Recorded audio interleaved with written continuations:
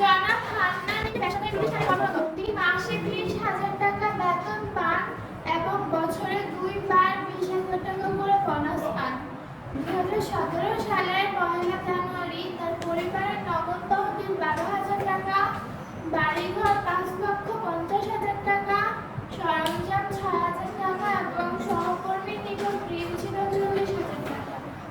সারা বছরে তার পরিবারের অন্যান্য লেনদেন ছিল নিম্নরূপ: খাদ্য সামগ্রী ক্রয় ৭৮,০০০ টাকা, সহকর্মীর ঋণ পরিশোধ ৩০,০০০ টাকা, ঔষধ ও ডাক্তারের ফি ১৮,০০০ টাকা, বাড়ি মেরামত খরচ ৩১,০০০ টাকা, মোবাইল সেট ক্রয় ১৪,০০০ টাকা, বিদ্যুৎ ও টেলিফোন খরচ ৮,৬০০ টাকা, কাপড় চোপড় ক্রয় ৭,৫০০, কৃষি ফসল বিক্রয় ৪৮,৫০০ টাকা, ফ্রিজ ক্রয় ৩৬,০০০ টাকা, লেখাপড়ার খরচ ৪২,০০০ টাকা, ডিপিএস এর জমা ৩৬,০০০ টাকা।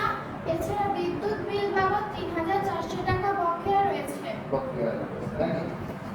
ক নম্বরে কি চাইছে? উপযুক্ত তথ্য হতে পারিবারিক তহবিল পারিবারিক তহবিলের জন্য ঘর করে তারপরে সম্পদগুলো যোগ কত আসে? ৫,৬৮,০০০। ওইদিকে বসানোর পরে ৫,৬৮,০০০ থেকে দায়টা বাদ দিলে যে টাকা থাকে তার নাম কি? পারিবারিক তহবিল। খ নম্বরে কি বলছে? আপনি নগদ তহবিল। বেতন বলছে প্রতি মাসে ৩০,০০০। প্রতি মাসে ৩০,০০০। বছরে মাস কয়টা? এইজন্য ১২ দিয়ে গুণ। ১২ ৩৬ ৩,৬০,০০০। ১,০০০ বোনাস ৪০,০০০। আর নগদ তহবিল ১২,০০০। কৃষি ফসল থেকে বিক্রয় ৪৮,৫০০। প্রধানের দিকে কি কি আছে? খাদ্য সামগ্রী ক্রয়। আর কি? ঋণ পরিশোধ ৩০,০০০। ঔষধ ক্রয় ১৮,০০০। বাড়ি মেরামত খরচ ৩১,০০০। মোবাইল সেট ক্রয় ১৪,০০০। বিদ্যুৎ বিল খরচ, কাপড় ক্রয়, ফ্রিজ ক্রয়, লেখাপড়া খরচ ৪২,০০০। ডিপিএস এর জমা ৩৬,০০০। আসে না কোনটা? কোনটা আসে না? বিদ্যুৎ বিল বাবদ যেটা বকেয়া আছে। বকেয়াটা আসে না কারণ কি? আমরা বলছি আয় প্রাপ্তি এবং প্রদান। বকেয়া আছে তার মানে এখনো যায় না টাকা। প্রদান করছে না করতে হবে? করতে হবে। এজন্য প্রদানের ঘরে ওটা আসে না। তাহলে সবগুলো প্রাপ্তি কত? সবগুলো প্রাপ্তি ৪,৬০,৫০০। একই টাকা এই কলমে বসানোর পরে সকল প্রদানগুলো যোগ করার পরে প্রাপ্তি থেকে বিয়োগ দিলে, প্রাপ্তি থেকে সকল প্রদানগুলো যোগফল বিয়োগ দিলে যা পাওয়া যায় তার নাম কি? সমাপনী নগদ তহবিল। গণনা কি বলছে?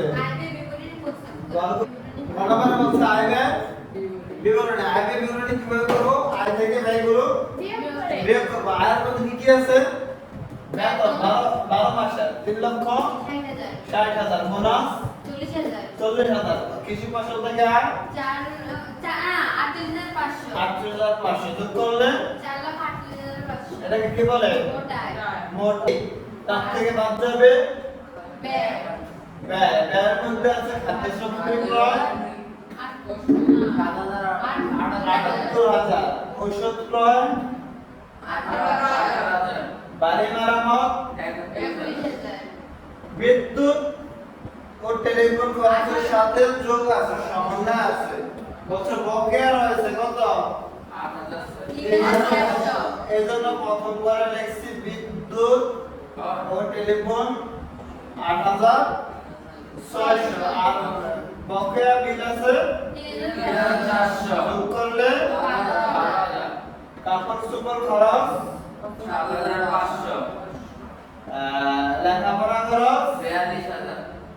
সবগুলো যোগ করলে ১,৮১,৫০০। সকল আয় থেকে মোট আয় থেকে মোট ব্যয় বিয়োগ করলে 2,০০,০০০ টাকা। ব্যয় অতিরিক্ত আয় কত? 2,৬০,০০০ মিলছে।